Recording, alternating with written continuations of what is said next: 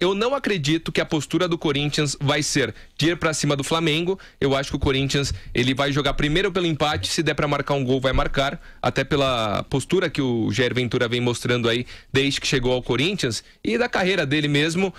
Difícil, Vanderlei. Eu apostei nos pênaltis no jogo do Palmeiras, com o Palmeiras passando. Eu acho que eu vou apostar nos pênaltis também no jogo do Corinthians. E vou apostar com o Corinthians passando nos pênaltis. Quer dizer, é pra coração forte. E é a final que o Flávio defendeu aqui, que eu acho que seria muito legal. Pra nós seria ótimo. Que é Palmeiras e Corinthians. Seria ótimo, sem dúvida. Então, eu acho que vai passar nos pênaltis. Eu acho que vai sair um 0-0, não vai ter gol pra nenhum lado.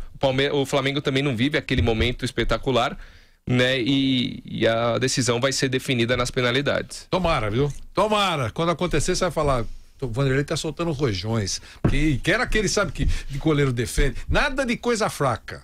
Nada de ir na primeira série. Entendeu como é que é? O locutor vai começando até a perder a voz. De tantas penalidades. Para alegria do Nilson, do Zé Manuel, do Gabriel e do Fausto Favara. Gabriel, o que é que temos aí? O pessoal tá mandando mensagens. Queremos...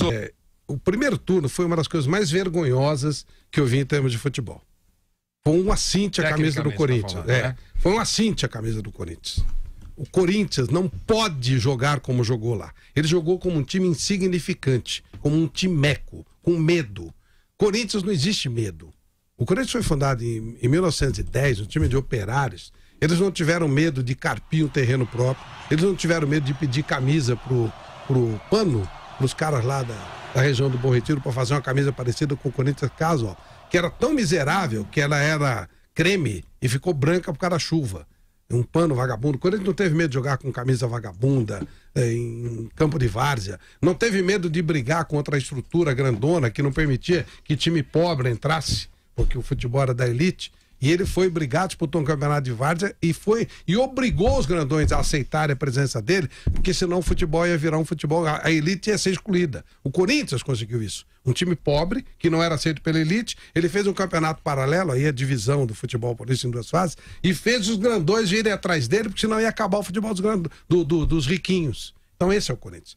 Esse time não pode pipocar para ninguém. O que o Corinthians fez no Rio, no primeiro turno, foi vergonhoso. Vergonhoso. O resultado foi bom? Foi. Mas foi uma coisa que deixou o Corinthians menor. Então eu espero que hoje saia jogo de futebol. Que aquilo foi uma vergonha. Espero que joguem futebol. Só isso. Nós estamos falando de 30 milhões de torcedores do Flamengo e 28 milhões de torcedores do Corinthians. Eles têm que ser respeitados. Aquilo que aconteceu no Rio de Janeiro foi um desrespeito ao futebol e aos torcedores de futebol. José Manuel de Barros, queremos ouvi-lo, José Manuel. Eu já tenho a expectativa de um jogo melhor hoje. Eu acho que o Corinthians já vai sair pro jogo, precisa disso, vai jogar mais, vai procurar o gol, né? E o Flamengo, ele não tem conquistado grandes resultados fora de casa. Exceção ao jogo do Cruzeiro em agosto, a última vez que o Flamengo tinha ganho fora de casa tinha sido em maio, da Ponte Preta, né? Em Campinas, pela Copa do Brasil, e ganhou acho que do Atlético Mineiro. Jogando em Belo Horizonte pelo Campeonato Brasileiro. Ficou todo esse período aí sem ganhar jogos, jogando fora de casa.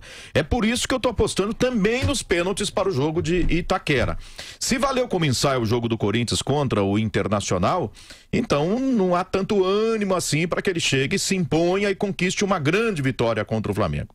Então minha expectativa é um jogo um pouco mais aberto, Corinthians saindo mais pro jogo, o Flamengo também tentando jogar um pouco mais, Maurício Acena com a possibilidade de adiantar um pouquinho o Paquetá, porque o ataque do Flamengo lá experimenta todo mundo, contratou um montão de gente, gastou um caminhão de dinheiro e esses jogadores não têm resolvido lá na frente, então tem que pegar o Paquetá lá de trás, empurrar pra frente, vai lá e resolve, que os caras aí, os atacantes mesmo, não estão conseguindo resolver a parada, né? Ô Zé, inclusive na Sul-Americana ele era atacante, ele jogava como atacante, né? Na Sul-Americana do ano passado. Paquetá já jogou de tudo, já foi centroavante, já jogou pela lateral aqui no ataque, já jogou no meio, já jogou de segundo volante. E onde você pôr o cara vai bem. Mas as primeiras chances foram de atacante. O que eu acho interessante nesse jogador é que a bola cai no pé dele, ele acelera o jogo. Ele tá sempre jogando na frente. E ele não cansa, é impressionante. Ele corre o jogo inteiro. Ele é um dos raros jogadores do futebol brasileiro, né?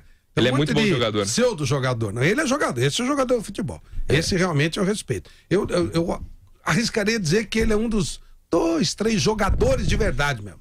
O resto tem muito migué que eu gosto, muito atleta, jogador. Paquetá é um jogador. Tanto que vocês estão falando, jogou em várias posições, tem habilidade. Esse é o respeito. E diz que o Neymar tá fazendo a cabeça dele para que ele vá pro PSG.